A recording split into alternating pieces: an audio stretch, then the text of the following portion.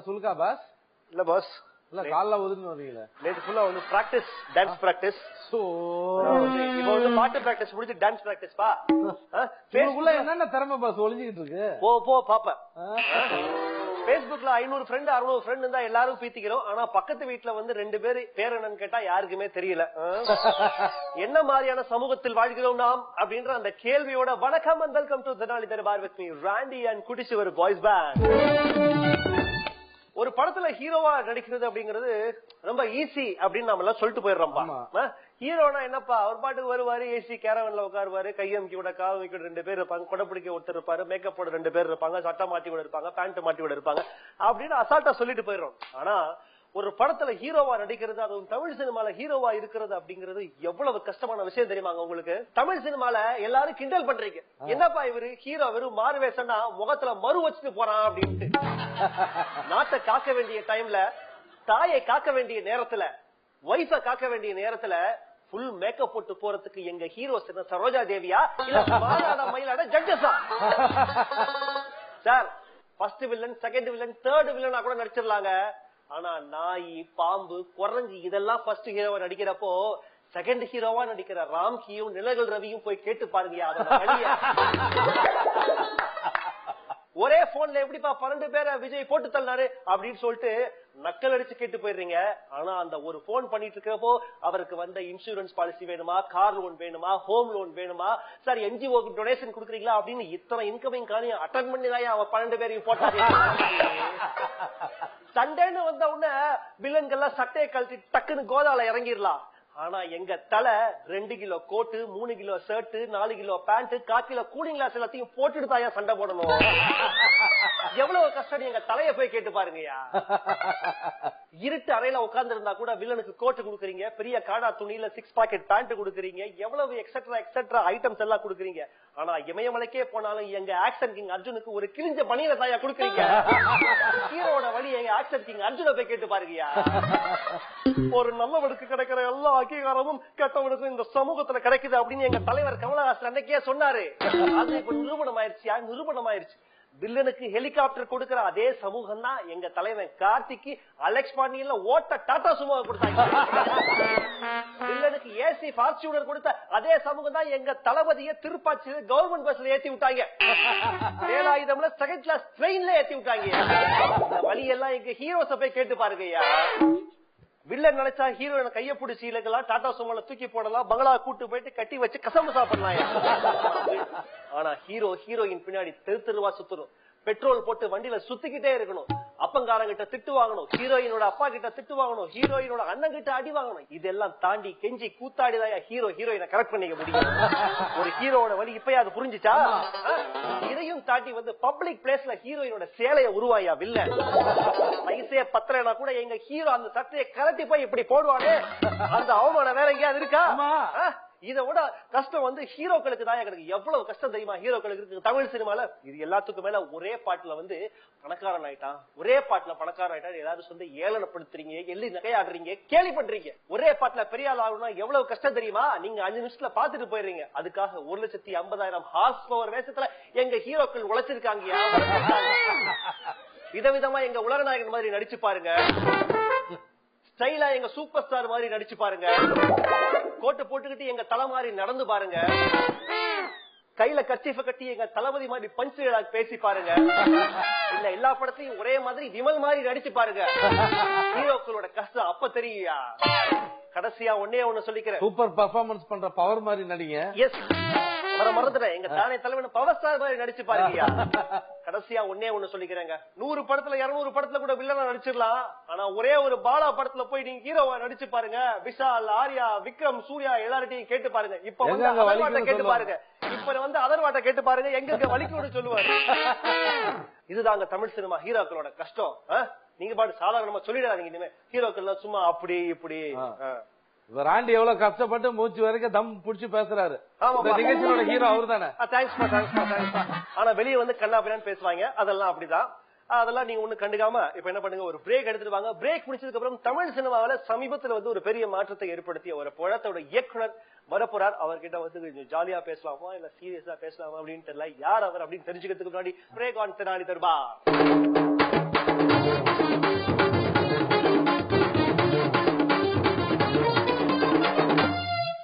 மீண்டும் வருக, இது Tenali Darbar with me Randy and நம்ம குடிச்சவர் வாய்ஸ் பேண்ட். இன்னைக்கு தெனாலி தர்பாருக்கு வரப்போற அந்த கெஸ்ட் யாரு? இவர் மாதிரி வேற யாரும் கிடையாது, வேற யார் மாதிரியும் இவர் கிடையாது. சித்திரம் பேசுதடியில வந்தவர், தமிழ் சினிமாவுக்கு வந்தவர். சித்திரம் பேசுதடி, அஞ்சாதே, யுத்தம் செய், நந்தலாலா, இப்போ சமீபத்தில் ரிலீஸ் ஆயிருக்கிற ஓனாயும் ஆட்டுக்குட்டியும் படம் மூலமா நம்ம எல்லாரையும் வந்து எப்பவுமே சந்தோஷப்படுத்துற, எப்பவுமே குதூகலப்படுத்துற டைரக்டர் மிஷ்கின் இன்னைக்கு நம்ம தெனாலி தர்பார்ல. Let's welcome Mysskin.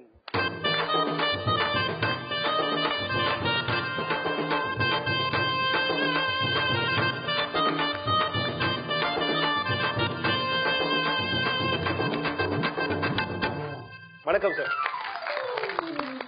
எப்படி சார் இருக்கிறீங்க? நல்லா தடியா இருக்கிறேன். இல்ல ஸ்டார்டிங்ல இருந்து நீங்க அப்படித்தானே இருக்கிறீங்க. அந்த படத்துக்கு கொஞ்சம் கம்மியான இப்ப படம் முடிஞ்சு திரும்பி தடி ஆயிட்டேன்.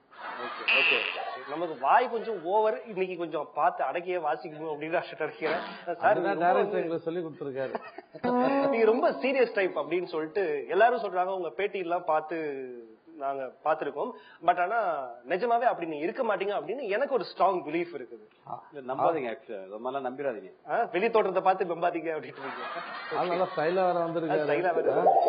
ரொம்ப நாளா அந்த கிளாஸ் போட்டுக்காரு. அந்த ரகசியத்தை போய் கேட்டா அந்த ரகசிய பத்திர நீங்க கேக்குற அப்படின்னு கேட்டாலும் கேட்டுருவாரு. இல்ல இது சும்மா அப்படியே போட ஆரம்பிச்சது அப்படியே ஸ்டைலா இருக்கட்டும். ஹீரோஸ் மட்டும் தான் போடணுமா, டைரக்டர்ஸ் எல்லாம் போடக்கூடாது? அவரு ஹீரோஸ் தானே. மிஷ்கின் அப்படிங்கிறது சினிமாவுக்காக நீங்க அந்த ஒரு நாவல் இருந்து ஒரு கேரக்டரா மாத்தி வச்சுக்கிட்ட பேர். இன்னும் உங்களுடைய மத்த கவர்மெண்ட் டாக்குமெண்ட்ஸ்ல எல்லாம் உங்களோட பேர் என்னவா இருக்குது? ராஜானது, சண்முகராஜன் தான் இருக்குதா? ஓகே. இப்போ உங்களுக்கு ரொம்ப க்ளோஸா இருக்கிறவங்களா உங்களை எப்படி கூப்பிடுவாங்க? ராஜா, சண்முகராஜா, சண்முகம் அப்படி கூப்பிடுறாங்களா இல்ல எப்படி? டேரக்டர் ரொம்ப கம்மி பேர் ராஜான்னு கூப்பிட்டாங்க. கதிர் சாரு, வின்சென்ட் செல்வா சார் எல்லாம் ராஜான்னு தான் கூப்பிட்டாங்க. மிச்சப்படி எல்லாரும் மிஷ்கின் தான் கூப்பிட்டாங்க. மிஷ்கின் சார் தான் அப்படின்னு கூப்பிடுவாங்க. ஓகே, இப்போ நீங்க படம் எடுக்கிறது ஒரு டைரக்டரா உங்களுடைய படங்களை பற்றி சொல்றோம். ரொம்ப வித்தியாசமான படங்கள், வித்தியாசமான டேக்கிங்ஸ் இந்த மாதிரிலாம் எடுக்கிறது வந்து ஒரு குற்றச்சாட்டும் இருக்கு. இவர் என்னப்பா எல்லாருக்கும் புரியுற மாதிரி எடுக்க மாட்டேங்கிறாரு, ஒரு கமர்ஷியலா மாசா படங்கள்லாம் எடுக்க மாட்டேங்கிறாங்க அப்படின்றும் குற்றச்சாட்டு இருக்குது. அதுக்கு உங்களுடைய பதில் என்னவா இருக்கும்? எல்லா ஜனங்களும் எல்லா ரசிகர்களும் பார்த்து சந்தோஷப்படுறதான சினிமா. நீங்க ஒரு குறிப்பிட்ட செக்மெண்ட் ஒரு அவங்களுக்கு மட்டும் எடுக்கணும் அப்படின்னு நினைக்கிறீங்க? இல்ல இப்போ கையில நிறைய காசு கொடுத்து கோயில் கட்டுங்க இல்ல சாராய கடை கட்டுங்க அப்படின்னா நிறைய சாராய கடை தான் கட்டுவோம். ஏன்னா அதெல்லாம் நிறைய காசு வரும், நிறைய கும்பல்லாம் வருவாங்க. கோவில்ல கம்மியா பேர் தான் வருவாங்க. சோ சினிமாவில ரொம்ப கம்மி பேரு, பாலா, மணிரத்னம் ரொம்ப கம்மி பேர் தான் கோவில் கட்டுறவங்க. சோ நானும் அந்த மாதிரி தான் கட்டுறதா கட்டுறீங்க. திருப்பதி கோவில் மாதிரி கட்டணும், நிறைய கல்லா தெரியுங்களா? நல்ல ஐடியா இருக்கு, அடுத்து ட்ரை பண்றேன். சரி, இப்போ இந்த படத்துல 2 படத்துலயும் மஞ்சள் சேலையை காணும். இப்ப இனிமே மஞ்சள் சேலையை பார்க்கவே முடியாதா? எனக்கே போர் அடிச்சிச்சு. நான் இன்னைக்கு மஞ்சள் கலர்ல வந்திருக்கீங்க. ஆமா, இது சந்தன கலர், மஞ்சள் கலர்ல லைட் மஞ்சள். அது எவ்வளவு நாள் தான் பண்றது? ஆக்சுவலா அசிங்கமா இருக்கு. ஆக்சுவலா திரும்பி என் படம் தான் மஞ்சள் சாரி, என்னமோ மஞ்சள் கலர் டைரக்டர் அப்படின்னு, மஞ்சள் கலர் டைரக்டர் அப்படின்னு. It's an insult actually. So I feel very bored about my own that song. So I just want to come out of that. First time டைரக்டரா நிறைய பேர் ப்ரொடியூசர்ட்ட போய் ப்ரொடியூசருக்கு பிடிச்ச மாதிரி கதை சொல்லுவாங்க. அவங்களோட கதையை சார் இப்படி பண்ணிக்கலாம் அப்படி பண்ணிக்கலாம் அட்ஜஸ்ட்மெண்ட்ஸ் எல்லாம் இருக்கு. உங்க லைஃப்ல அந்த மாதிரி நடந்திருக்காங்க? நீங்க ரொம்ப சீரியஸ் டைப், யாருக்காகவும் எதுக்காகவும் காம்ப்ரமைஸ் பண்ண மாட்டேன் அப்படிங்கிற ஒரு டைரக்டரா தான் உங்களுடைய படங்கள்ல இருந்தே தெரிய வருது. பட் நிஜத்துல எப்படி நீங்க ஆக்சுவலா போய் கதையெல்லாம் சொல்றப்ப எப்படி இருந்தீங்க? உதாரணத்துக்கு ஒரு ஓனாயம் மாட்டுக்குட்டியும் எடுத்துக்கிட்டாலே அது ஒரு கதையால சொல்றப்ப யாராலையும் அவ்வளவு சீக்கிரம் அக்செப்ட் பண்ணிக்க முடிஞ்சிருக்காது அப்படின்னு நான் ஃபீல் பண்றேன். ஓனாயம் ஆட்டுக்குட்டி யார்ட்டையும் சொன்னதில்ல, சித்திரம் பேச சொல்லியிருக்கேன். அப்புறம் அஞ்சாவது கொஞ்சம் சொல்லியிருக்கேன். நான் கதை சொல்றது குறிச்சிக்கிட்டேன். ஆக்சுவலா இப்போ நான் ஒரு 2 ஹவர்ல சொல்றதெல்லாம் கிடையாது. சித்திரம் பேசி மட்டும் என்னோட ப்ரொடியூசர்ட்ட வந்து ஒரு 2 ஹவர் சொன்னேன். So he liked it, he loved it so much. So immediately we started. அதுக்கப்புறம் நான் கதை சொல்லலாம் ரொம்ப சுருக்கிக்கிட்டேன். ஆக்சுவலா வந்து அதுக்கப்புறம் வந்து என்னைக்கு ஒரு பெரிய டைரக்டர்னு ஒன்லைன் மட்டும் சொல்லுங்க. ஆமா, அப்படி சொன்ன மாதிரி ஆயிடுச்சு. இந்த படம் வந்து யார்ட்டுமே சொல்லல, ஏன்னா இது என்னோட ஓன் ப்ரொடக்ஷன், நானே ப்ரொடியூஸ் பண்ணனால வந்து யாருமே சொல்லல. 5 பிலிம்ஸ் இப்ப நீங்க எடுத்து ஆறாவது ஓனாயம் மாட்டுக்குட்டி. ஒரு பிலிம் மேக்கரா நீங்க இந்த படங்கள்லாம் எப்படி ரேட் பண்றீங்க? மக்கள் எல்லாருக்கும் ஒவ்வொரு படமும் அந்த படம் ரொம்ப நல்லா, சித்திரம் பேச நல்லா இருக்கு, அஞ்சாதே அப்படி சூப்பரா இருக்குது, சமீபத்துல வந்து ஓனாயம் மாட்டுக்குட்டி மிஸ் த மாஸ்டர் பீஸ் அப்படின்னு சொல்லிட்டு இது வரைக்கும் எடுத்ததுல சமீபத்துல ரிவ்யூஸ் எல்லாமே சொல்லிருக்காங்க. நீங்க பர்சனலா எப்படி பாக்குறீங்க? இல்ல 6 படத்துக்கு மார்க் போறோம்னா என்ன 40 மார்க்க தாண்டவே இல்லை. ஆக்சுவலா 40 மார்க் ஜஸ்ட் பாஸ்ல தான் இருக்கிறேன். அவை அடக்கம் போல. அவை அடக்கம் அல்ல, ஒரு கலைஞனுடைய அடக்கம் வந்து அடுத்தவங்களுக்கு புரியாது ஆக்சுவலா. ஓகே. அடுத்தவங்களுக்கு வந்து அது அவை அடக்கமா தெரியுற மாதிரி இருக்கும். பட் உண்மையான அடக்கம் அது ஆக்சுவலா. நான் 40 மார்க்கு மேல என்னுடைய படங்களுக்கு மார்க் போட்டுக்க மாட்டேன். அது 40 மார்க் கீழே தான் ஆக்சுவலா. 40 மார்க் இன்னும் நல்ல படங்கள்னா ஒரு 20-30 வருஷம் ஆகும் ஆக்சுவலா. அது வந்து 50 ஆகுறதுக்கு. அப்புறம் இன்னும் 20 வருஷம் ஆகும், அது 60 ஆகுறது. இப்ப இறக்க முன் நான் சினிமாவில இருந்தா அது ஒரு நல்ல படமாக ஒரு 70 மார்க் போடலாம்னு நினைக்கிறேன். ஓகே. ஒரு ரசிகனா நீங்க என்ன மாதிரி படங்கள்லாம் நீங்க பாக்குறீங்க? நான் ரசிகன் கிடையாது சார், நான் வந்து ஒரு ப்ரொஃபஷனல். ஓகே. நான் வந்து எனக்கு ஒரு படம் வந்து ஒரு நாள் பார்த்தேன்னா எனக்கு 3 நாள் ஒர்க் ஆக்சுவலா. ஒரு நல்ல படம் பார்த்தேன்னா எப்படி நல்ல காட்சிகள் அமைஞ்சிச்சு சொல்லி யோசிப்பேன். நான் எப்படி எடுத்திருந்தேன் ஒரு 3 நாள் ஒர்க். ஒரு மோசமான படத்தை பார்த்தா 3 நாள் ஜுரம். அதனால நான் வந்து ரசிகன் சொல்லிக்கவே மாட்டேன். என்னால ஒரு பார்வையாளர் நான் பக்கத்துல போய் உட்காந்துட்டு நான் பார்க்கலாம் முடியாது. நான் ரொம்ப சின்சியரா எனக்கு ஒரு படம் வந்து என்ன எப்பயுமே மாற்றம் கொடுத்துட்டே இருக்கணும். சோ அதனால unless otherwise it's a good movie where it should challenge my intelligence, எனக்கு கத்து தர்ற படங்கள் மட்டும் தான் போய் பார்ப்பேன் ஆக்சுவலா. Okay. So I am a professional actually. ஒரு டாக்டர்கிட்ட போயிட்டு வந்து நீங்க வந்து என்ன சார் நீங்க எல்லா ஆபரேஷன் போய் பாப்பீங்களா அப்படின்ற மாதிரி இருக்கு. So it's very very simple, very லிமிட்டடா நல்ல ரெக்கமெண்ட் பண்ற படங்கள் மட்டும் நான் போய் பார்ப்பேன். வெரி சூசி. தமிழ் சினிமால அப்ப தெரிஞ்சு எனக்கு வந்து 10 வருஷத்துல படமே பார்த்திருக்கேன். நான் சொல்றது கொஞ்சம் கூட வெக்கமே படல. நான் வந்து ரொம்ப கம்மியான படங்கள் தான் பார்த்தேன். இப்ப ரீசெண்டா வந்து நான் வந்து நம்ம ராமுடைய எந்த படம் பார்த்தேன்? தங்க மீன்கள். அதுக்கு முந்தி நான் என்ன படம் பார்த்தேன்னு தெரியல. நான் வந்து பாலாசக்திவேலுடைய வழக்கையன் பார்த்தேன். அதுக்கு முந்தி என்ன படம்னு தெரியல. நான் நல்ல படமா பார்த்தது இது 2. அதுக்கப்புறம் வந்து சசிகுமாரோட சுப்பிரமணியம் பார்த்தேன். இது நடுவில் நான் எந்த படம் பார்த்தேன்? சோ என்ன சுத்தி இருக்கிறவங்க என்ன பண்றாங்க, அவங்க என்ன பண்றாங்கன்ற ஒரு தெரிஞ்சுக்கணும். எப்படி மார்க்கெட் ஒர்க் ஆகுது. சுத்தி இருக்கவங்களோட நான் நிறைய படிக்கிறேன், சினிமா பத்தி நிறைய பாக்குறேன், நிறைய கிளாசிக்ஸ் பாக்குறேன், நிறைய சினிமா சம்பந்தமா புத்தகங்கள் படிக்கிறேன். சுத்தி இருக்கிறவங்க பத்தி எனக்கு ஒன்னும் கவலையே கிடையாது. சின்ன வயசுல இருந்து எப்பவுமே அப்படிதானா? எப்படி உங்களுக்குள்ள இந்த அப்ரோச் டுவர்ட்ஸ் எனிதிங் சின்ன வயசுல இருந்தே அப்படிதானா? Basically I'm always a learner actually. I'm always a learner. I never satisfied with what people which is always available among the people. அந்த ரெகுலர் காலேஜ் ஸ்டூடண்ட் மாதிரி ஜாலியா கட் அடிச்சிட்டு சினிமா போறது அந்த மாதிரிலாம் நீங்க பண்ணிருக்கிறது வாய்ப்பே இல்ல. இல்ல நான் வந்து 12th ஃபெயில் ஆக்சுவலி. ஓகே. நான் 12th எக்ஸாம் எழுதிட்டே இருக்கும்போது half an hourல போர் அடிச்சு நான் எந்திரிச்சு போயிட்டேன். அன்னையில இருந்து எனக்கு அகாடமிக்ஸே பிடிக்காது. அதாவது அப்ப கூட பாட புத்தகத்தை தவிர மத்த எல்லா புத்தகத்தையும் படிச்சேன். ஆமா, எல்லா புத்தகத்தையும் படிக்கிறது தான் ஆக்சுவலா. சோ நான் யூசுவலா I never follow what if somebody says that you follow this, I will never follow it. So that's my character. Break the rules தான். ஆமா, அது மாதிரி தான் இருக்கும் ஆக்சுவலா. சோ அந்த நோட்டோட இப்போ திருநாளை தர்பார்ல ஒரு ஷார்ட் பிரேக் அப்புறம் இன்னும் நிறைய விஷயங்கள் பேச போறோம். சமீபத்துல ரிலீஸ் ஆகி ரொம்ப சக்சஸ்ஃபுல்லா ஓடிட்டு இருக்கிற ஓநாயும் மாட்டுக்குட்டியும் படத்தை பத்தி நம்ம பேச போறோம் மிஷ்கின் சாரோட. Stay tuned to திருநாளை Darbar. Let's have a short break.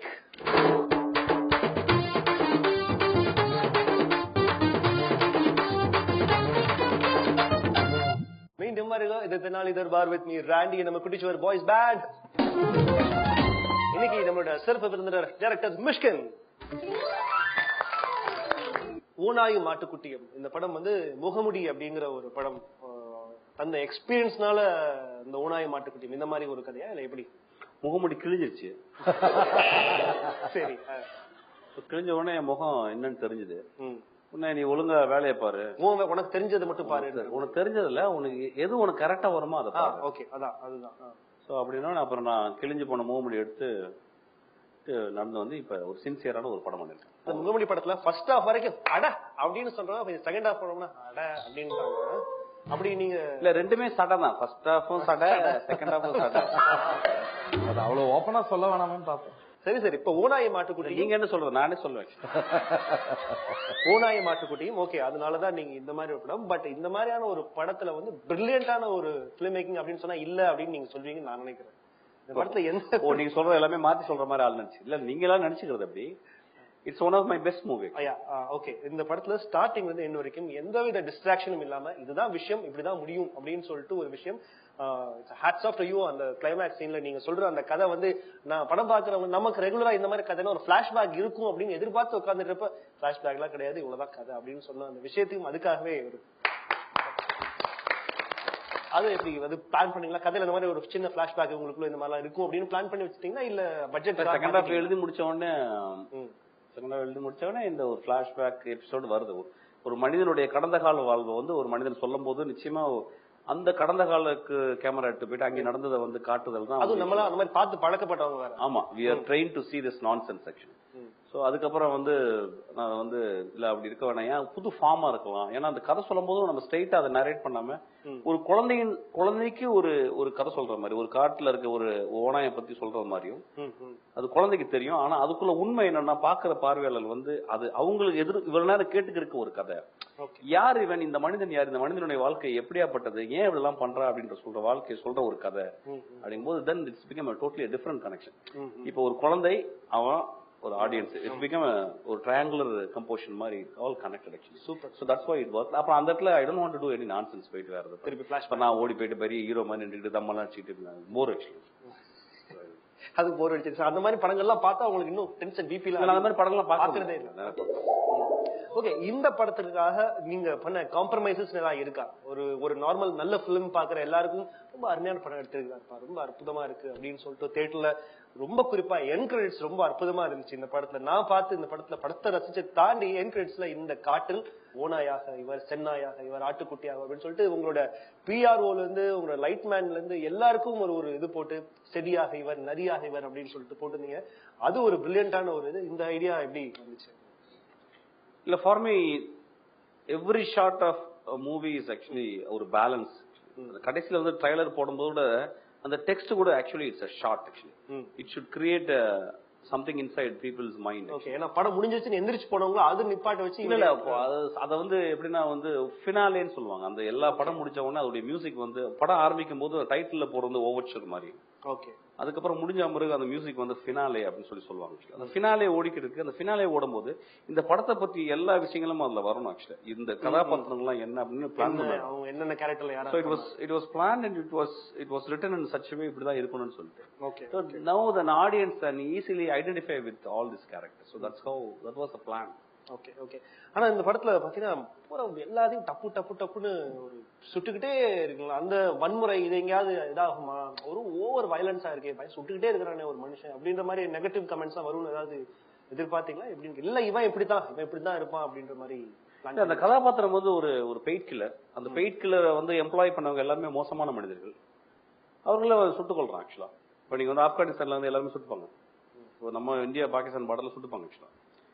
So அந்த மாதிரி நிகழ்ச்சி வந்து நம்ம வாழ்க்கையில பாக்குறது கிடையாது. அதனால நம்மளுக்கு சுடுறது வந்து எப்பயுமே வயலன்ஸா தெரியுது ஆக்சுவலா. இப்ப காஷ்மீர் ஃபுல்லா சுட்டுக்கிட்டே இருக்காங்க ஆக்சுவலா. ரொட்டியும் சொல்றாங்க, துப்பாக்கி வச்சு சொல்றாங்க, அவங்க சுட்டுக்கிட்டே இருக்காங்க. அவங்க வந்து நம்மளுக்கு தோசை சுடுறதும் இதுதான் வந்து நம்மளுக்கு பெருசா வச்சு அங்க வந்து ஒவ்வொரு நாளும் வாழ்க்கை வந்து அப்படியே எட்ஜிலே இருந்துகிட்டே இருக்கு. சோ இந்த மனிதனுடைய வாழ்க்கை ஒரு எட்ஜில தான் இருக்கு ஆக்சுவலா. சோ அந்த மாதிரி வாழ்க்கை அது வந்து ஒரு கதை. நீங்க அந்த கதையை போயிட்டு நீங்க நிஜ வாழ்க்கையில நடக்கிற மாதிரி நினைச்சுக்கிட்டு ப்ரொஜெக்ட் பண்ண கூடாது. உங்க தியேட்டர்ல போனீங்க லைட் ஆஃப் பண்றாங்கன்னா கதை சொல்ல போறேன்னு சொல்றாங்க ஆக்சுவலா. சோ யூ ஹேவ் டு கண்ணை மூடிக்கிட்டு நீங்க கண்ணை திறந்துக்கிட்டு கனவு காண்கிற இடம் தான் தியேட்டர் ஆக்சுவலி. அங்க போயிட்டு நம்மளுடைய நிஜ வாழ்க்கைய லாஜிக் எல்லாம் வச்சுக்கிட்டு ஏன் இவ்வளவு சொல்றாங்க எப்படி சொல்றாங்க அப்படிலாம் சொல்லக்கூடாது. அப்ப எந்த படத்துக்குமே லாஜிக் பார்க்க கூடாது. அப்போ அந்த படத்துக்குள்ள போகும்போது you have to suspend your logic. Actually இப்ப நம்ம வந்து ஒரு பெண்ணை பார்க்கணும், அவ்வளவு அசிங்கமா இருப்பா, அவ்வளவு பேர் சொல்லுவோம் உலகத்துல உன்னை விட அழகே யாருமே இல்லைன்னு சொல்லுவோம். So we have to suspend some of the logics actually. So அங்க இருந்து வந்து நிஜ வாழ்க்கையை வந்து சார் அதுக்குள்ள வந்து இந்த நிஜ வாழ்க்கையில லாஜிக் இல்லைன்னு சொன்னா வந்து வெறும் சிரிப்பு காமெடியா தான் இருக்கும். ஸோ அப்படி பார்க்கல. It has got its own violence. இப்ப என்னுடைய படத்தில் நந்தலால வந்து யாருமே கொல்லல, நந்தலால யாருமே துப்பாக்கியில சொல்லல. இந்த உலகம் துப்பாக்கிகளை கொண்ட உலகம். இந்த உலகத்தில் கொலைகள் அதிகம் நடக்கும் ஆக்சுவலா. ஸோ அதை அப்படிதான் புரிஞ்சுக்கணும் ஆக்சுவலா. According to the story, you have to interpret actually. We should not stay at one place and understand facts. நிறையவே நியூ ஃபேஸஸாவே நீங்க போறது வந்து படத்தோட பட்ஜெட்டுக்காகவா இல்ல வந்து படம் இவங்கள்ட்ட வந்து புது ஃபேஸ்ல வந்தாதான் வந்து விஷயங்கள் நல்லா வரும் அப்படின்றதுக்காக? இல்ல, இப்ப என்னுடைய எல்லா படங்களும் சின்ன பட்ஜெட் படம் தான். சோ அதனால பட்ஜெட் ப்ராப்ளம் இல்ல. அப்புறம் சின்னவங்க புதுசா ஒர்க் பண்ணும்போது புதுசா தெரியும். உங்க படங்கள் ஹையஸ்ட் பட்னா முகமணி தான் ஹையஸ்ட் பட்ஜெட்டா இருக்கும் அப்படின்னு. ஆமாமா, அதுதான் எல்லாருமே தெரிஞ்சது. அதானே பெரிய பட்ஜெட் படம். மிச்சதெல்லாம் ஒரு டீசென்டான ஒரு சின்ன பட்ஜெட் படம் தான். நான் எல்லா படங்களும் அப்படிதான் எடுக்கணும்னு வச்சிருக்கேன். தமிழ் சினிமால கிளீஷேஸ் அப்படின்றது நிறைய விஷயங்கள் அந்த காலத்துல இருந்து இருக்குது. அதாவது ஹீரோயின் இன்ட்ரடக்ஷன் அப்ப பூத்துவும் எப்ப பார்த்தாலும் ஹீரோயின் சிரிச்சுக்கிட்டே இப்படி திரும்புறதும், கிளைமேக்ஸ்ல வந்து வசனம் பேசி வில்லனை திருத்துறதும், இந்த மாதிரி நிறைய கிளீஷேஸ் இருக்குது. இதெல்லாம் எந்த கிளீஷேஸ் எல்லாம் போகணும் அப்படின்னு நினைக்கிறீங்க? தமிழ் படமே கிளிஷேஸ் ஆயிடுச்சு. காட்சிகள் கிடையாது. அதாவது எனக்கு தெரிஞ்சு என்னுடைய எல்லாருமே ரொம்ப நல்ல கதைகள் சொல்லணும்னு ஆசை இருக்கு. தமிழ் பட சூழல் இருக்கு பாத்தீங்களா, அது பண்ண விடாது.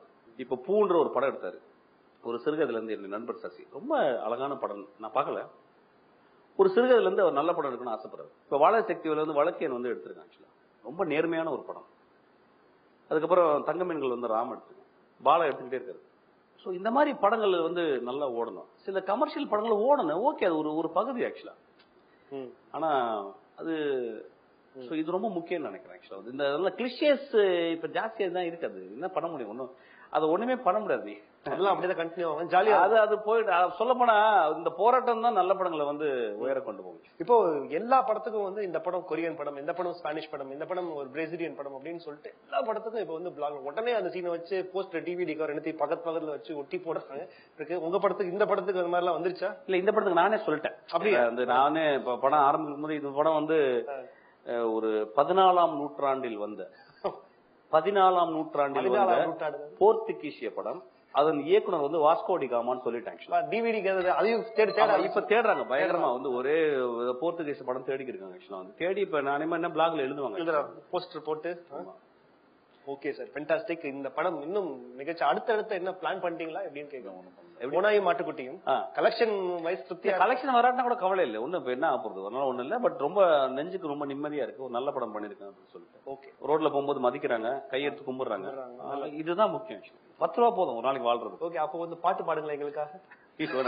இந்த கிளைமேக்ஸ் ட்விஸ்ட் இன்னும் நல்லா இருக்குமே. நீங்க பாட்டு கேட்க நானும் இத்தனை நாள் காத்திருந்தேன், தாயுன்ன தேடி நானும் தவிச்சு நான் ஓடி வந்தேன், அம்மா உன்னை பார்த்தா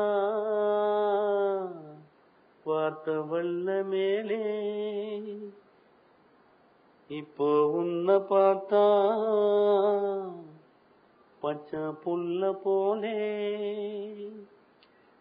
தாலாட்டு பாட இங்கு ஆராரிராரோ. Thank you thank you very much. நிகழ்ச்சி முடியறதுக்கு முன்னாடி நீங்க யாருக்காவது தேங்க்யூ சொல்லும் இல்ல இந்த மஞ்ச கொஞ்ச நேரத்துல எப்படி இருந்துச்சு அப்படின்னு நீங்க ஒரு இந்த நிகழ்ச்சியில வந்து நான் தேங்க்ஸ் சொல்றேன். ஒரே 2 பேர் இருக்காங்க பத்திரிகையாளர்கள், அவ்வளவு பெரிய மனசு அப்படின்னு சொல்லிட்டு ப்ரூவ் பண்ண பத்திரிகையாளர்கள். என் மேல நிறைய பேருக்கு கோவங்கள்லாம் இருந்திருக்கு. சோ நல்ல படத்தை வந்து மக்கள்கிட்ட போயிட்டு நல்ல படம்னு சொன்ன பத்திரிகையாளருக்கு நான் இருக்கணும் விளங்குகிறேன். அதுக்கப்புறம் ஒரு படத்தை நல்ல படம் தெரிஞ்சு அதை தியேட்டருக்கு வந்து தியேட்டர்ல இல்லாட்டினாலும் இங்க இந்த தியேட்டருக்கு அந்த தியேட்டருக்கு அளவழிஞ்சு எங்க அந்த படம் ஓடுதுன்னு பார்த்து இன்னும் பார்த்துக்கிட்டு இருக்க என்னுடைய பார்வையாளர்கள் என்னுடைய நன்றி. மிஷ்கின் டைரக்டர் மிஷ்கின் இன்னைக்கு எத்தனை நாள் எதிர்பார்ல வந்தாரு, ரொம்ப கரெக்டா பேசினாரு. நமக்கு வாயும் கொஞ்சம் ஓவரா போல இருந்தாலும் கடைசியா மெமரி கேம் விளையாட முடியல அப்படின்னு ஒரு வருத்தமா தான் இருக்கு. என்ன பண்றது? அந்த நோட்டோட பிராண்டி உங்களிடம் இருந்து விடைபெற்றுக் கொள்கிறேன். With Kuttichuvar boys band and director Mysskin sir. நம்ம நிகழ்ச்சி முடியறதுக்கு முன்னாடி நம்ம நிகழ்ச்சியில எல்லாருக்கும் வந்து ஒரு சின்ன ஒரு மெமரி கேம் ஒண்ணு விளையாடுவோம் சார். வர்றவங்களோட என்னுடைய மெமரியே கிடையாது ஆக்சுவலா. நல்ல நல்ல படங்கள்லாம் எடுத்த உங்களுக்கு மெமரி கேம் இல்லாம. ஓகே சொல்லுங்க. முதல் கேள்விக்கு வந்து நீங்க தெனாலி தர்பார் அப்படின்னு பதில் சொல்லணும். நான் என்ன கேள்வி கேட்டாலும் புரியல, என்ன சொல்றீங்கன்னா புரியல. இப்ப நான் முதல் கேள்வி என்ன கேள்வி ஒரு கேள்வி கேட்டாலும் அதுக்கு பதில் நீங்க தெனாலி தர்பார் அப்படின்னு சொல்லணும். 2வது கேள்விக்கு முதல் கேள்வியோட ஒரிஜினல் பதில சொல்லணும். ஐயோ இப்பவே எனக்கு போர் அடிக்குது, பாக்குறவங்க எப்படி இருக்குன்னு தெரியலையே.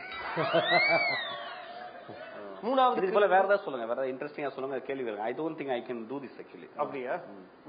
இது வந்தாதான் நம்ம இப்படிதான் வந்து கிளைமேக்ஸ்ல வந்து ஒரு ட்விஸ்ட் கொடுத்து நான் அதான் இந்த கிளைமேக்ஸ் நீங்க கிளைமேக்ஸ் நான் பண்ணவே மாட்டேன். இப்ப பாருங்க வித்தியாசமா இருக்கு பாருங்க.